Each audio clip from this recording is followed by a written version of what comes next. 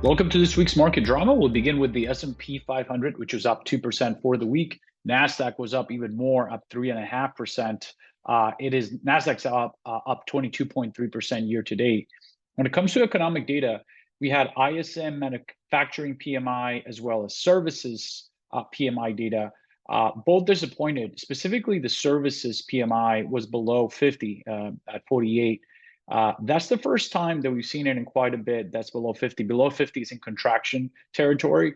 It mostly has been above 50. You have to go back all the way to 2020 with COVID, where it significantly went down below 50. And the reason this matters is that the US economy is really driven by services industry. So we'll have to keep an eye on it. Right now is just one data point, but it does signal that the US economy is seeing some cooling. We also saw the June non-farm payroll numbers came in at 206,000 new jobs. That was actually above expectations, but it is below last month's revised numbers of 218,000 jobs.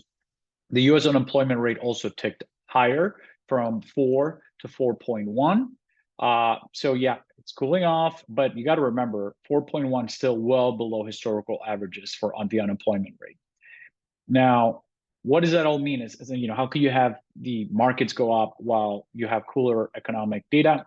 One explanation could be that the expectations for lower interest rates have gone up as the economy cools off, and the Fed might continue to signal that this weakening economic growth and easing inflation allows them to lower interest rates, right? And lower interest rates, the stock market would like that. Next week, we have CPI inflation data for June. As you know, inflation data is really important to the story here, as if inflation comes down further, it gives the Federal Reserve room to lower interest rates either at the end of this year or next year.